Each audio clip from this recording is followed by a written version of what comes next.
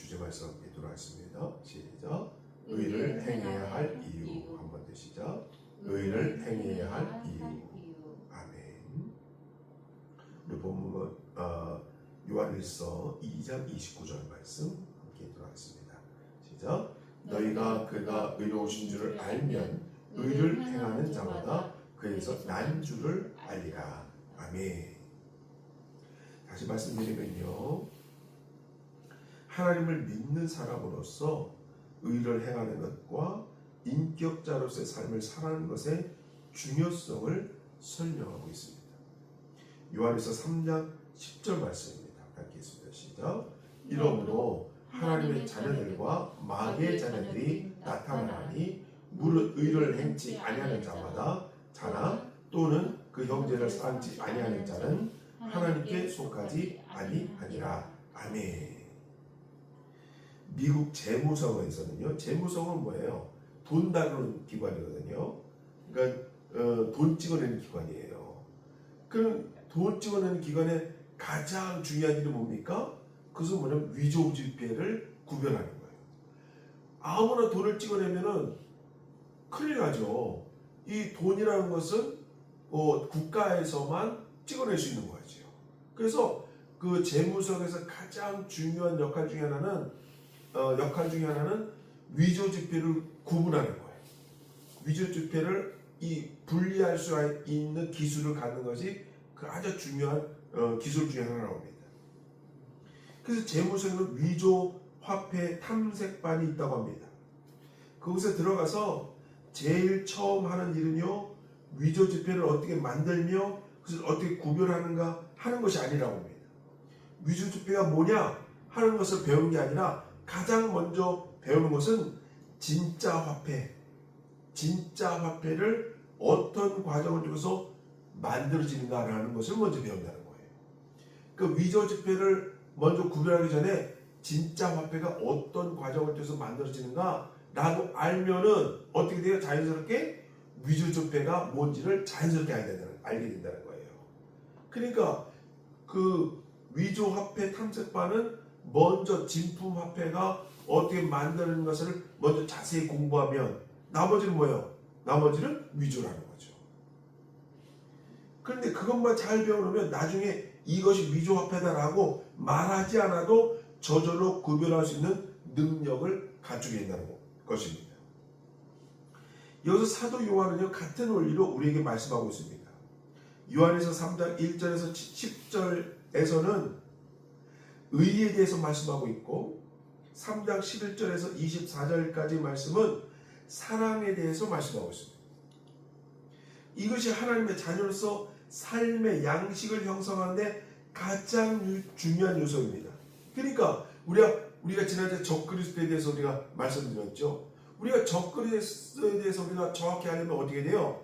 하나님께 주시는 사랑, 하나님께 주시는 의를 우리가 충분히 깨닫고 알면 적그리스도는 자연스럽게 구분할 수 있다는 거예요. 진품 지폐가 어떻게 만들어지는가라는 것을 알면 자연스럽게 위조 지폐가 뭔지를 아는 것처럼 하나님의 의와 사랑이 무엇인가를 알면 그 다음에 자연스럽게 적그리스도는 여기에 속하지 않은 사람이라는 것을 알게 되는 것처럼 그렇게 우리는 하나님의 사랑과 의를 알면 자연스럽게 나머지를 구분할 수 있다는 거죠. 사랑을 강조하기 전에 의를 강조한 것은 기독교 정신은 의가 수반된 사랑이기 때문입니다. 그러므로 하나님의 자녀의 인격은 의로운 인격이 아니면 안 됩니다. 그래서 본문에서는 하나님의 자녀 우리가 의를 행해야 할 이유를 말씀하고 있습니다. 하나님의 사랑도 의를 수반하는 사랑이에요. 그냥 무조건 덮어놓고 사랑이 아니에요. 의를 수반한 사랑이에요. 부모가 자녀를 사랑할 때 아무리 불가에 있는 아이가 불가를 막 전진한다고 사랑한다고 불가에 뛰어드는데 가만히 있습니까? 아니죠. 불가를 치우고 불을 치우고 아이를 먼저 구하지 않습니까? 아이가 불가로 달려가는데 그것을 가만두는 부모가 어디 있습니까? 예, 그 불을 치우던가 아이를 살려내든가 해야 되는 거 아닙니까?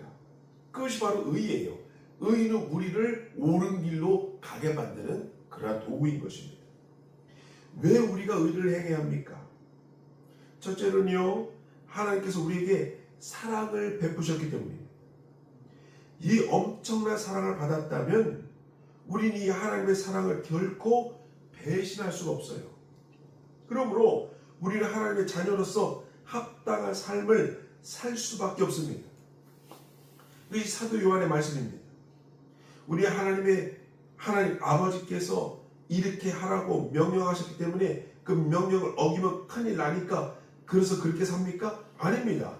하나님의 자녀로서 하나님의 특별한 사랑을 받으면서 살았기 때문에 하나님의 사랑을 배신하거나 하나님의 기대에 실망을 주지 않기 위해서 그렇게 사는 것입니다.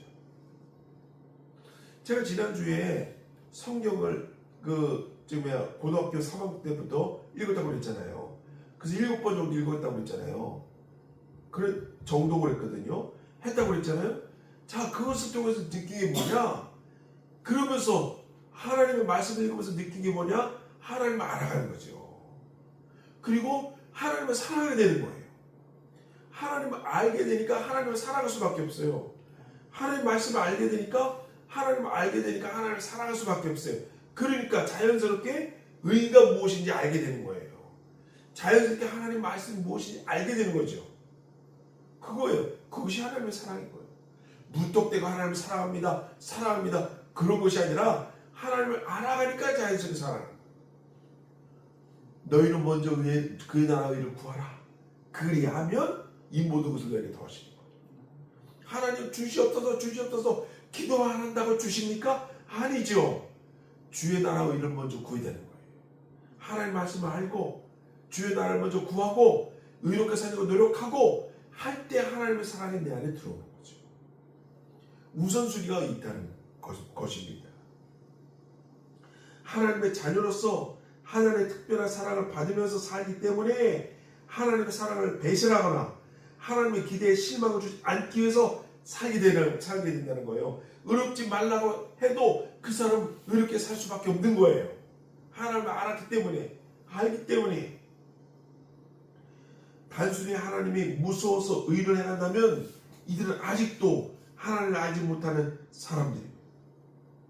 우리 하나님의 자녀로서 하나님을 사랑하기 때문에 하나님의 명령을 지키며 사는 사람이 되는 줄 아시기 바랍니다.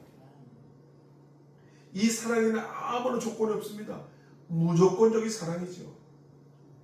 하나님 우리를 사랑하신 사랑은 자신 전체를 주신 자기 희생적인 사랑입니다.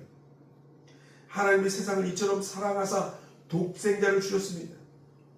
이 세상을 사랑하셔서 독생자 예수 그리스도를 십자가 위에서 죽게 하셨습니다. 그러므로 하나님의 우리에 대한 자신의 사랑을 확인해 주신 것입니다. 두 번째는요, 예수님이 우리를 위해서 이 땅에 오셨습니다. 그것이 하나님의 사랑이에요. 예수님이 이 땅에 오신 것은요, 하나님의 사랑의 표현입니다. 예수님께 십자가에서 죽으심으로 우리의 죄의 문제를 해결하셨고 우리가 믿음으로 말미암아 죄에서 해방이 되어 하나님의 자녀가 되었습니다. 그렇다면 어떻게 우리가 다시 불의를 행할 수 있겠습니까? 오늘 본문 말씀 요한일서 3장 5절 말씀입니다. 함께 읽습니다. 시작.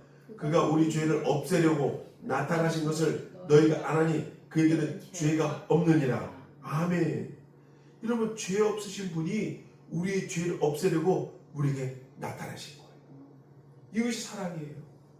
이것이 전적인 하나님의 사랑인 것입니다.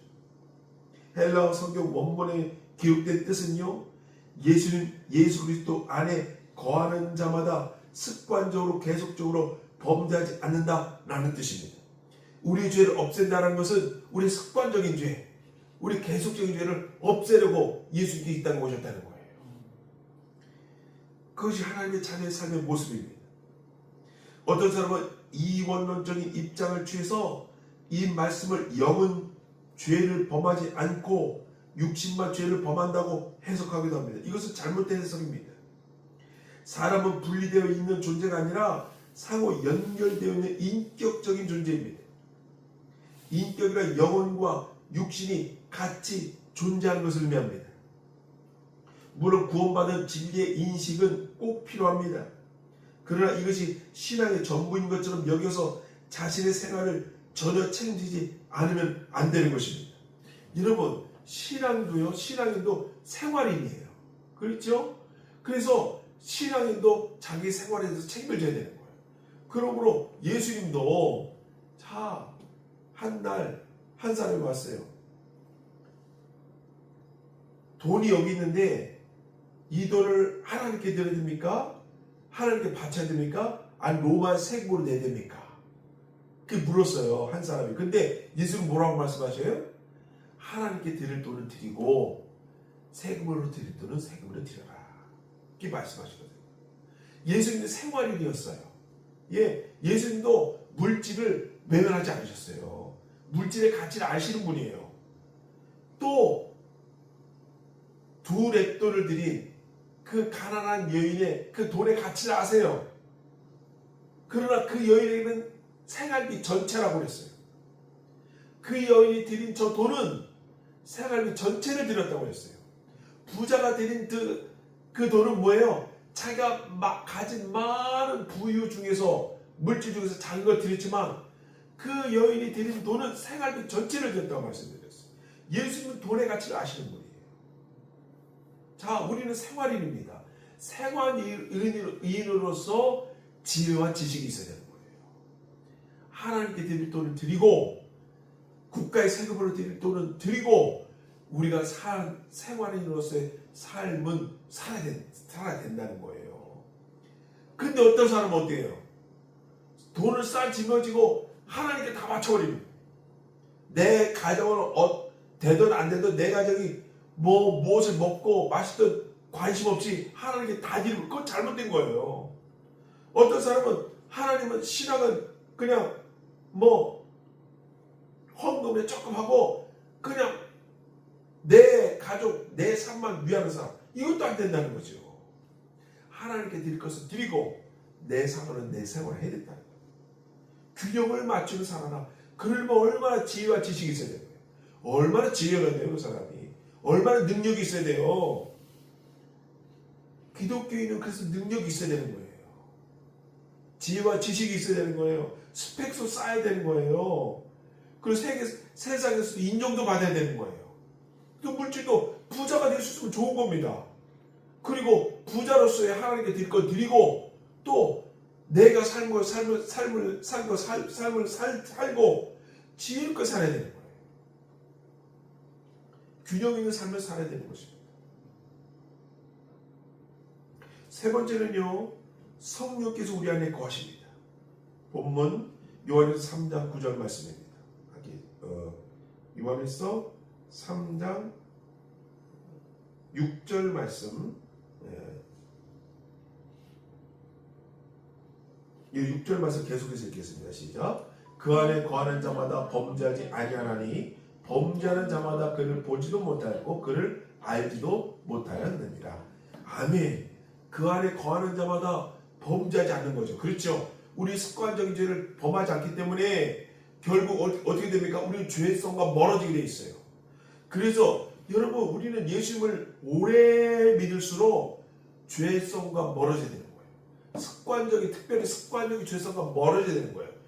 예수님을 오래 믿을수록 지혜와 지식이 날로 성장해서 습관적인 죄와 멀어지고 그 사람의 인격과 인생은 완성도 있게 나아가야 돼요. 그것이 성도의 모습입니다. 왜냐? 우리는 성화해야 될 존재이기 때문에. 우리는 예수님을 닮아가는 존재이기 때문에 나이가 들수록 신앙의 경륜이 쌓일수록 범죄하지 않는 삶을 살아야 되는 거예요. 그게 놀라운 거예요. 우리 성도는 그렇게 살아야 됩니다. 한국교회는 그렇게 살아가야 돼요. 한국교회는 이제 한국교회 100년이 넘었잖아요. 120년이 넘었어요. 그렇죠? 1884년도에 이 땅에 처음 들어왔고 지금 2025년도니까 140년이 넘었네요. 그렇죠? 이게 점점 한국교회도 이제는 성숙의 단계로 들어가고 있습니다. 그렇기 때문에 한국교회는 점점 더 성장하는 성숙한 교회 모습을 보여야 돼요. 그런데 그렇지 않은 모습들이 보이잖아요. 그렇죠? 그렇지 않은 모습 때문에 너무 자기 이기적인 교회 이기주의적인 개교의 이기주의적인 그런 모습을 보이잖아요. 예. 그리고 너무 보수적으로 돼 있고 너무 정치적인 이제 교회가 가진 자들이거든요. 교회가 재산이 많거든요. 감리교도요. 교회 재산이 굉장히 많습니다. 왜냐면요. 그동안 땅값이 올랐어요. 이 지금 광화문 사거리에 그 정동 그 회관이라고 그게 이제 감리교 회관이거든요. 예전에는 그 땅값이 그렇게 안 비쌌어요. 근데 1층부터 10층까지 거기는 그 세를 주거든요. 그 나머지 10층부터 위는 이제 감리교 교단이 쓰고 있고. 그래서 점점점 그 빌딩 값도 오르고 임대료도 오르고 그리고 전국에 있는 교회, 감리교 교회 땅이 다 올랐어요. 그렇기 때문에 교회가 부자가 됐어요. 예, 왜냐면 저는 교회가 예전에 했던 일이 뭡니까? 다 건축이잖아요. 교회가 커지면 건축해서 옆에 땅을 다 사갖고 교회를 크게 줬잖아요. 그만큼 대지가 넓어졌기 때문에 그만큼 땅값이 엄청 올랐어요. 그래서 교회가 부자가 됐습니다. 근데 그건 좋은데 교회로서의 그만 순수한 교회 그런 성품을 잊어버리면 안 되잖아요. 초대교회 성도들의 그 믿음을 잃으면 안 되잖아요. 그런데 교회가 부자 되니까 그만큼 물질과 연계되고 하니까 어떻게 돼요? 성도들은 그만큼 예전의 그 순수한 믿음을 못 찾는 거예요. 교회 내에서 자꾸 목사님이 설교하면 헌금을 하고 소리가 들리고 처럼 들리고 교회는 자꾸 어렵다는 소리처럼 들리고 성도들이 얼마나 힘들게 돈을 법니까? 근데 자꾸 강요하는 헌금 강요하는 설교처럼 들리는 거예요. 그러니까 어떻게 돼요? 성도들이 시험이 들어서 교회를 떠나는 거죠. 성도들도 생활인이에요. 먹고 살아야 돼요. 근데 교회만 헌금 다 갖다 바치면 자기들은 가난일 수밖에 없는 거예요. 노후 준비돼야 되고 애들도 교육도 시켜야 되고 보금자리도 차야 되고 집도 사야 되고 그 비싼 땅에서 집도 사야 되는데 교회에서 헌금만 강요하니 어떻게 됩니까? 일반 평신도들은 조그만 그러한 말에 상처받고 떠나는 거예요.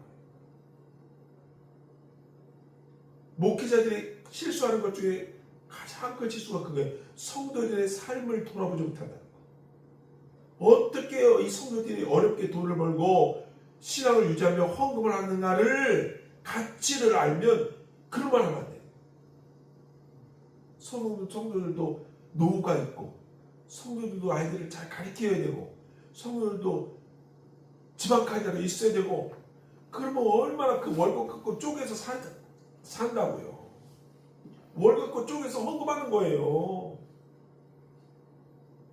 근데 거기다 대고 자꾸 교회 확장해야 된다고 뭐가 필요하다고 강조하며 그 도가지가 지금 어떻게 됩니까? 이제 성도들이 시험에 드는 거죠. 교회에 대해서 목사님에 대해서 실망하는 거예요. 그럼 어떻게 돼요? 그 도가 지나치면 신앙을 버리는 거예요. 교회를 떠나는 거예요. 예전 성도들은 그래도 신앙이 있어서 어렵게 살기 때문에 다 했어요. 그때는 그랬습니다. 근데 지금 성도들은 그렇지 않아요. 또 다른 어려움이 있습니다. 지금 성도들. 왜냐면 우리가 서울에 살아봤지만 지금 서울이 어떻습니까? 성도들이 직장 다녀서 아파트 살 수 있어요? 성도들이 직장 다녀서 20몇 평 되는 아파트 살면 10억 이상 돼야 돼요. 지금은 그러면 성도들이 월급 받아가지고 자녀를 가르치면서 그 어마어마한 돈을 모을 수 있어요? 안 돼요. 현실적으로 1억 모으기 힘들어요. 지금 우리가 벌어보니까 알잖아요. 경제생활 해보면 알잖아요. 근데 어떻게 그런 돈을 모아서 언제 어느 세월에 그런 집을 삽니까? 안 되거든요. 현실이 그렇게 각박한 세대가 됐다니까요. 예전에는 서울도요 몇천만 원짜리 집도 있었잖아요. 그죠? 예전에는 그래도 조금만 노력하면 서울도 다 집을 살 수 있었어요. 판잣집이라도 다 집을 살 수 있었어요. 근데 지금은 다 개발됐어요. 지금 서울에 공터가 어디 있습니까? 공유지가 없다니까요. 지금 서울은 다 개발됐어요. 그 가운데 사람들이 자기 집 하나 살려고 노력하는데 거기서 교회 목사님 또는 목회자가 또 교회가 헌금 강요하면 그러니까 상처받는 거죠. 성도들이 현실을 모른다니까요. 목회자의 이게 왜냐면 목회자는 사택이 나오고 교회에서 월급이 나오고 자기 자녀들 교육비 나오거든요. 현실감각이 떨어져. 현실감각. 어떻게 성도들이 어떻게 돈을 벌면 어떻게 헌금하는지 현실감각이 떨어진다니까. 거기에 상처받고 떠나는 성도들이 꽤 있다는 거예요.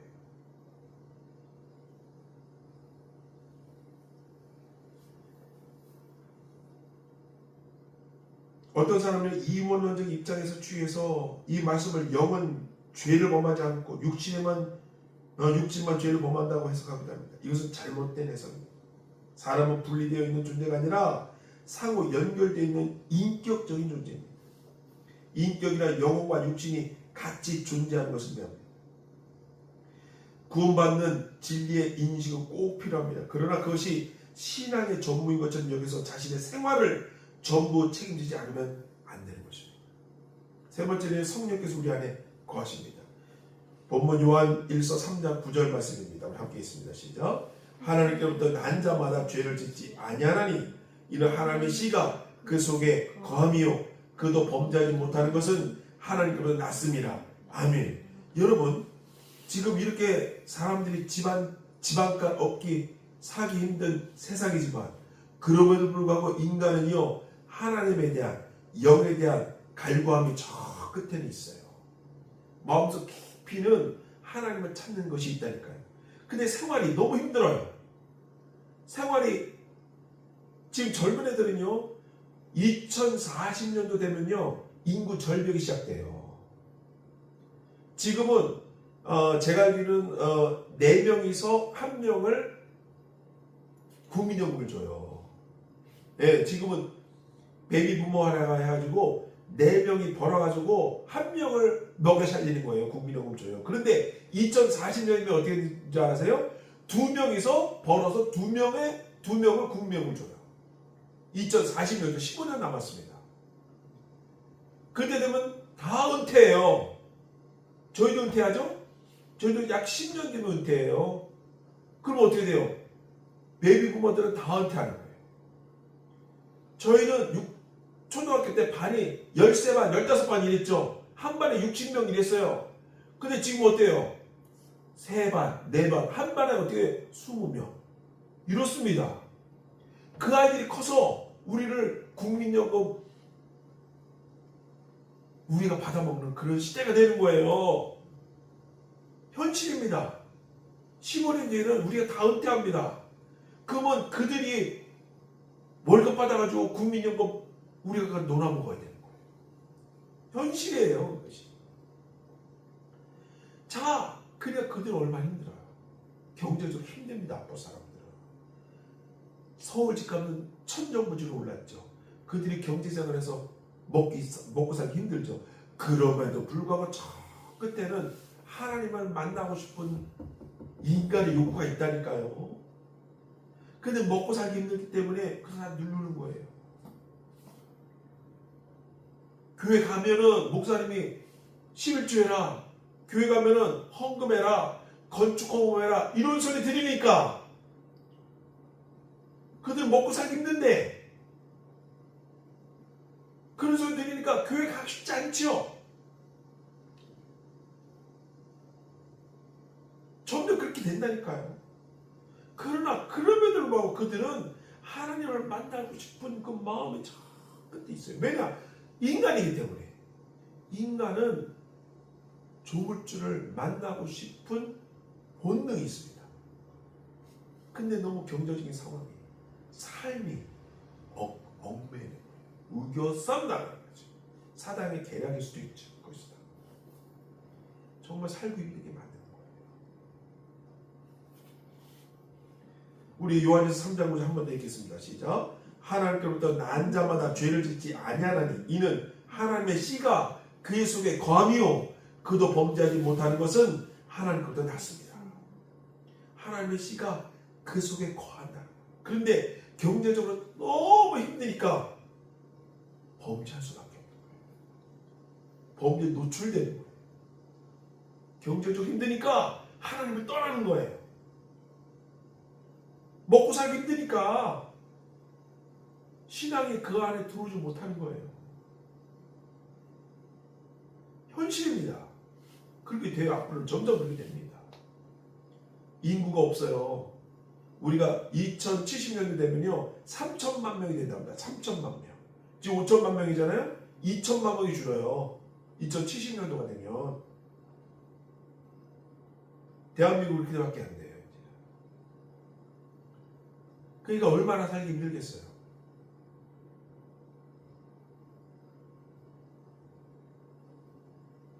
본문에서 성령이란 말은 사용하지 않고 그 속에 거함이요 라고 말씀했습니다. 죄를 습관적으로 지을 수 없는 것은 그의 속에 하나님의 씨가 거하기 때문입니다. 주님이 내 안에 거하시기 때문에 죄를 계속해서 범할 수가 없는 것입니다. 그러므로 옛 성품과 새로운 성품이 갈등을 느낄 때도 있습니다. 성령을 쫓아 살려는 성품과 육을 따라 살려는 성품 사이의 갈등인 것입니다. 우리 이러한 갈등에 대한 부담을 짊어지고 헤쳐나가지만 않으면 안 되는 것입니다. 우리는 죽을 때까지요 이 갈등 속에서 사는 거예요. 영과 육의 갈등, 이 갈등에서 사는 거예요. 우리 자녀들도 그렇게 삽니다. 근데 우리 자녀들은 점점 더 자본주의 속에 살거든요. 그렇게 됩니다. 때문에 자본주의 쪽에 살면 어떻게 됩니까? 자본주의가 신앙을 가려요. 자본주의가 하나님을 가립니다. 당신은 먹고 살기 힘들잖아. 당신은 경제적으로 힘들잖아. 무슨 당신이 교회를 가? 그렇게 되는 거예요.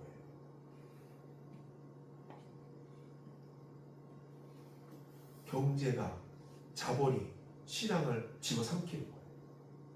그런 시대가 옵니다. 사랑하는 성도 여러분, 유혹이 우리의 문을 두드릴 때 하나님께서 주신 새로운 성품이 반응을 보이십니까? 하나님의 자녀인 우리가 왜 의를 행해야 합니까?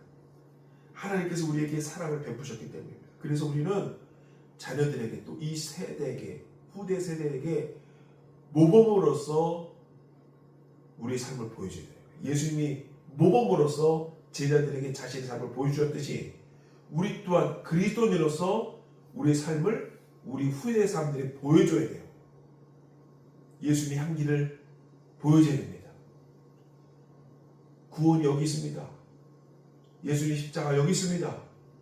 크리스찬들이 여기 있습니다. 그들이 자꾸 보여줘야 돼요. 그래야 그들이 자본주의에 잠식되지 않습니다. 그들이 험난한 경제생활에 허덕일 때도 그들이 하나님을 바라보게 되는 거예요.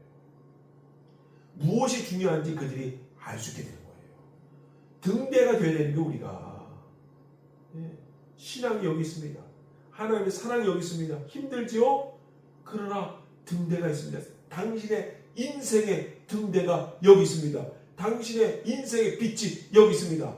보여줘야 되는 거예요. 비춰줘야 되는 거예요.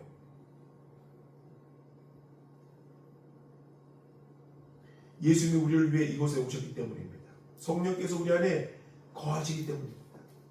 날마다 예수님을 닮아가는 예담교회 성도가 되시기를 축원을 드립니다. 이 시간 말씀 생각하면서 기도하기 원합니다. 주님, 우리가 예수님의 등대가 되길 원합니다. 예수님의 빛을 비추는 거울이 되길 원합니다.